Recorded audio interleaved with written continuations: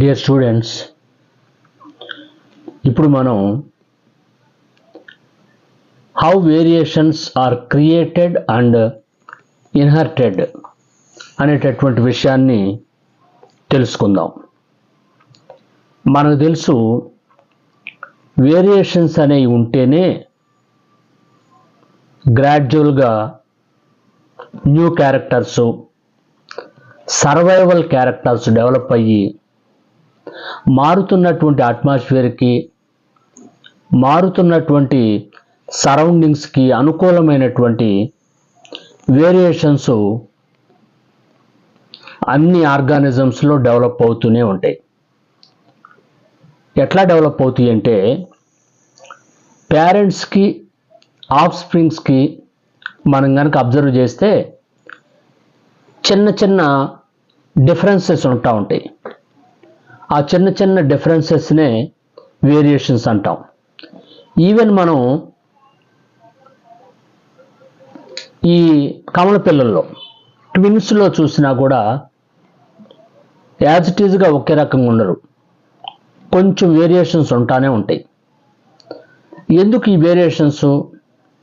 ఈ variations jeans ద్వారా develop అవుతుంటాయి.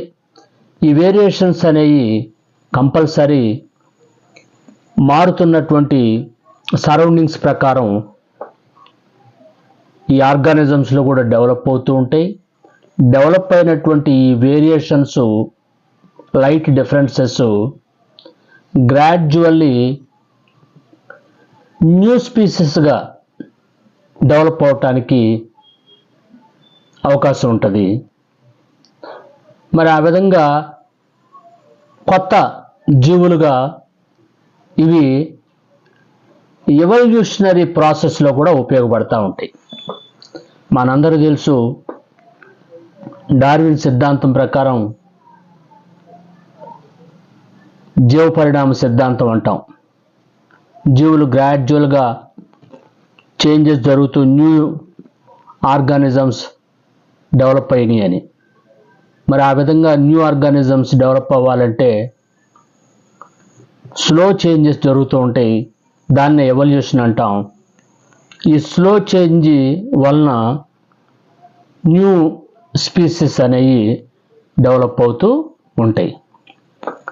దీని గురించి ఇవన్నీ కూడా ఏ విధంగా కొత్త లక్షణాలు, ఈ ట్రేట్స్ అనేవి ఏ విధంగా జీవుల్లో డెవలప్ అవుతాయి అనేటటువంటి వాటి మీద, వాటికి ఒక రూల్స్ ఫామ్ చేయటం కోసం మెండల్ అనేటటువంటి సైంటిస్టు పీ ప్లాంట్ మీద అనేక ఎక్స్పెరిమెంట్ చేశారు. ఆయన ఎక్స్పెరిమెంట్ చేయటానికి అనేక కాంట్రాస్ట్ క్యారెక్టర్స్ ఉన్నటువంటి పీ ప్లాంట్ని ఎన్నుకున్నారు. ఎందుకంటే పీ ప్లాంట్లో పొడవు రకము, పొట్టి రకం ఉంటుంది, డిఫరెంట్ కలర్స్ సీడ్స్ ఉంటాయి, గ్రీను, ఎల్లో. అదేవిధంగా మరి వాటిల్లో వాటి ఫ్రూట్స్, వీటన్నిటిలో కూడా డిఫరెంట్ చేంజెస్ ఉన్నటువంటివి ఉంటాయి. మరి వాటిల్ని ఈయన ఈజీగా ఎక్స్పెరిమెంట్ చేయొచ్చని సెలెక్ట్ చేసుకొని ఈ rules for the inheritance of traits అనే దాని మీద ఆయన అనేక కృషి చేసి కొన్ని రూల్స్ ఫామ్ చేశారు. ఏ విధంగా గ్రాడ్యువల్గా ఈ ట్రేట్స్ అనేవి పేరెంట్స్ నుంచి ఆఫ్ స్ప్రింగ్స్కి ఏ విధంగా వెళ్తున్నాయి, అట్లా ఈ క్యారెక్టర్స్ అన్నీ ఇన్హెరిటెన్స్, వంశపారంపర్యంగా ఏ విధంగా ప్రయాణం చేస్తున్నాయి అనేటటువంటి వాటి మీద అనేక ప్రయోగాలు చేసి ఈయన మనకు చెప్పడం జరిగింది.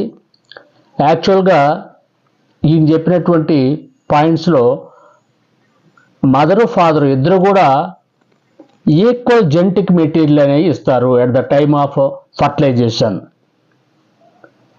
ఈ ఫర్టిలైజేషన్ టైంలో ఇద్దరు కూడా ఈక్వల్ జెనెటిక్ మెటీరియల్ ఇచ్చినా కూడా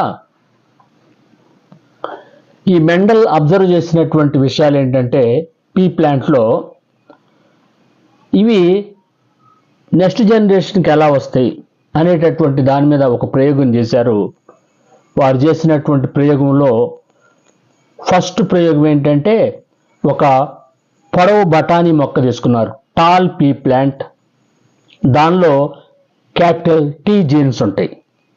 అదేవిధంగా ఇంకొక పొట్టి రకం డార్ఫ్ ప్లాంట్స్ని, ఈ రెండింటిని అంటే స్మాల్ టీ, వీటిల్లో ఈ రెండింటిని క్రాస్ పాలినేషన్ చేశారు. అంటే ఈ రెండింటిని కలిపి సీడ్స్ని తయారు చేశారు. మరి ఆ సీడ్స్లో క్యాపిటల్ టీ, స్మాల్ టీ రెండు కలిసినాయి కాబట్టి పొడవు పొట్టి కాకుండా మధ్యస్థంగా ఉండాలి కదా. కానీ దానిలో వచ్చిన విత్తనాలన్నీ తీసుకెళ్ళి ఆయన చల్లితే వచ్చిన మొక్కలన్నీ కూడా పొడవు మొక్కలే అయినాయి. మరి యాక్చువల్గా దానిలో క్యాపిటల్ టీ జీన్స్ ఉండే, స్మాల్ టీ జీన్స్ ఉండే. కానీ F1లో వచ్చినటువంటి మొక్కలన్నీ కూడా టాల్ ప్లాంట్సే వచ్చినాయి. మరి స్మాల్ టీ ఏమైంది? యాక్చువల్గా స్మాల్ టీ కూడా ఉంది. అంటే ఈ capital T is dominated upon the small tea.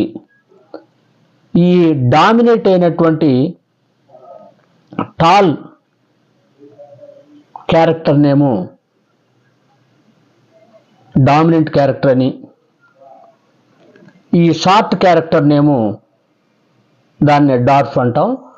Short character నేమో మరి రెసివ్ క్యారెక్టర్ అంటారు. అంటే లా ఆఫ్ డామినెన్స్ అనేది ఈయన అబ్జర్వ్ చేశాడు. తర్వాత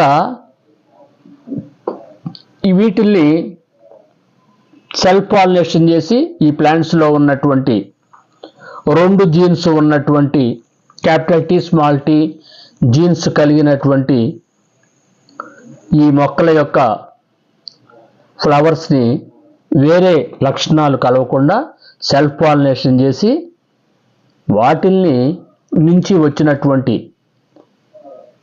F1లో నుంచి వచ్చినటువంటి ఆ సీడ్స్ అన్నిటినీ మళ్ళీ తిరిగి చల్లితే వాటిల్లో నుంచి వచ్చినటువంటి ప్లాంట్స్ అంటే ప్రోజనీ ఆఫ్ F2 అనేది అబ్జర్వ్ చేస్తే ఆయన 100లో 75 ఏమో టాల్ ప్లాంట్స్ అయినాయి, 25 ఏమో షార్ట్ ప్లాంట్స్ అయినాయి. అంటే 3:1 రేషియోలో F2 ప్రోజనీలో చూడగలిగాడు ఆయన. అంటే ఆయన F1 ప్రోజనీలో అన్ని టాల్ ప్లాంట్సే కనపడి, F2లో వచ్చేదలికే ఆయన అన్నీ కూడా 3:1 రేషియోలో టాలు షార్టు రెండు కూడా 3:1 నిష్పత్తిలో డివైడ్ ఉండటం చూశాడు ఆయన. కాబట్టి ఆయన ఇంకొక విషయం ఏం చెప్పాడంటే ట్రైట్స్ ఆర్ కంట్రోల్డ్ లక్షణాలు, 2 కాపీస్ ఆఫ్ ఫ్యాక్టర్స్. ఈ ఫ్యాక్టర్స్ అంటే ఈ లక్షణాలని బయటికి తెచ్చేటటువంటి వాటి ఫ్యాక్టర్స్ అన్నారు ఆ రోజుల్లో. ఇప్పుడు వాటిని జీన్స్ అని అంటాం. ఈ జీన్స్ అనేవి ఐడెంటికల్గానే ఉంటాయి, బోత్ పేరెంట్స్ నుంచి వస్తాయి. కానీ ఒకటేమో డామినేట్ అవుద్ది, ఒకటేమో రెసివ్గా ఉంటుంది. తర్వాత జనరేషన్లో అది కూడా డామినేట్ అవ్వచ్చు. ఈ విధంగా అంతటితో ఆగలేదు ఆయన. ఇది మళ్ళీ ఇంకొకసారి కన్ఫర్మ్ చేసుకోవడానికి ఇదే ప్రయోగం టీ ప్లాంట్లోనే ఇంకొక లక్షణాన్ని తీసుకొని, ఇంకొక ట్రైట్ తీసుకొని మళ్ళీ చేయటం జరిగింది. ఎల్లో సీడ్స్, గ్రీన్ సీడ్స్ ఉన్నటువంటి పీ ప్లాంట్స్ని తీసుకొని వాటిని ఫస్ట్ క్రాస్ పాలినేషన్ చేసి F1 జనరేషన్లో ఆయన అబ్జర్వ్ చేసినప్పుడు అన్నీ కూడా ఎల్లో సీడ్సే వచ్చినాయి. So yellow colour is dominant over the green colour. తర్వాత ఈ ప్లాంట్స్ ద్వారా సెల్ఫ్ పాలినేషన్ చేసి వాటిలో వచ్చినటువంటి సీడ్స్ని మళ్ళీ అబ్జర్వ్ చేసినప్పుడు F2 జనరేషన్లో 3:1 రేషియోలో, అంటే 3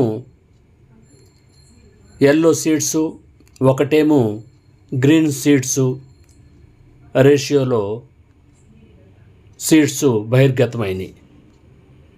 అంటే ఇవన్నీ కూడా ఒక రేషియోలో గ్రాడ్యువల్గా న్యూ క్యారెక్టర్స్ అనేవి ఫామ్ అవుతాయి అనేది ఈ పీ ప్లాంట్ ద్వారా ఆయన నిరూపించడం అనేది జరిగింది.